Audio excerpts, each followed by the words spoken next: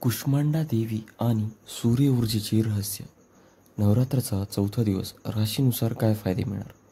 श्री गुरुदेवदत्त श्री स्वामी समर्थ महाराज. मित्रांनो, नवरात्राचा चौथा दिवस कुष्मांडा देवी. नवरात्रीला चौथा दिवस हा ब्रह्मांड निर्मितीचा देवीला समर्पित आहे. देवीचं हे रूप कुष्मांडा म्हणून ओळखलं जातं. तिच्या अस्मितातून विश्वाची उत्पत्ती झाली म्हणून तिला ब्रह्मांडाचे सर्जक म्हणतात.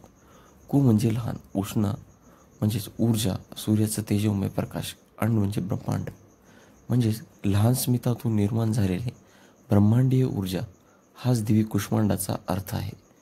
सूर्य ऊर्जेशी नातं. गुपित काय? देवी कुष्मांडा ही सूर्याच्या मध्यभागी वास करणारी शक्ती मानली जाते.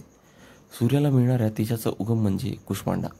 त्यामुळे या दिवशी सूर्यपूजा आणि देवीची उपासना एकत्र केली जाते.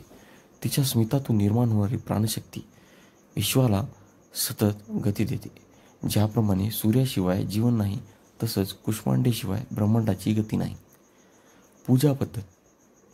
चौथ्या दिवशी मित्रांनो, देवीची प्रतिमा मूर्ती पूर्वेकडे ठेवावी. लाल किंवा केशरी वस्त्र अर्पण करावं. सूर्याला पाणी अर्पण करून नंतर देवीची पूजा करावी. देवीला भोपळ्यापासून बनवलेले नैवेद्य द्यावे.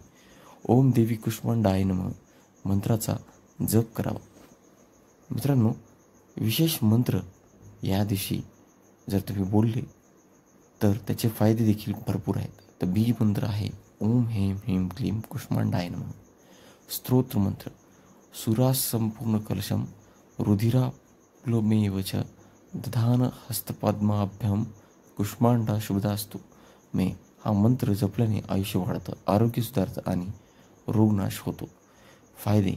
कुष्मांडा देवीचं उपासना शारीरिक आरोग्य सुधारते, दीर्घायुष्य व रोगापासून संरक्षण मिळतं, घरात सकारात्मक ऊर्जा पसरते, आत्मविश्वास व कार्यक्षमता वाढते, व्यवसाय आणि करिअरमधील अडथळे दूर होतात, कुटुंबात एकोपा आणि आनंद वाढतो. राशीनुसार फायदे बघितले तर मेष, सिंह, धनु राशीला आत्मविश्वास वाढतो, करिअरमध्ये मोठं यश मिळते, नेतृत्व गुण प्रकट होतात.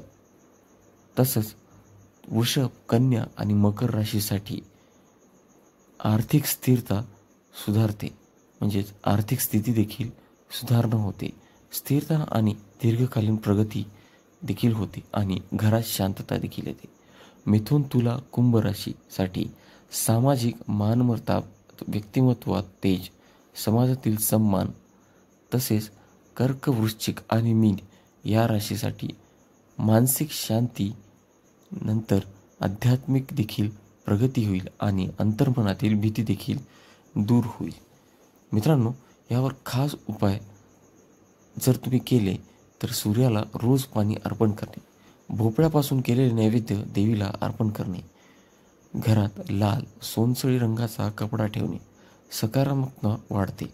ओम सूर्याय नमः आणि ओम देवी कुष्मांडाय नमः एकत्र जप करणे. आध्यात्मिक रहस्य बघितले तर कुष्मांडा देवी आपल्याला शिकवते की स्मितातून, सकारात्मक ऊर्जेतूनही संपूर्ण ब्रह्मांड निर्माण होऊ शकतं. म्हणून या दिवशी आपल्या मनातील नकारात्मक विचार, भीती आणि दुःख सोडून द्यावे.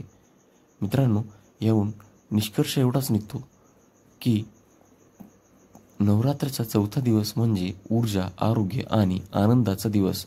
कुष्मांडा देवी पूजा केल्याने प्रत्येक राशीला वेगवेगळा लाभ मिळतो आणि जीवनात सकारात्मकता येते.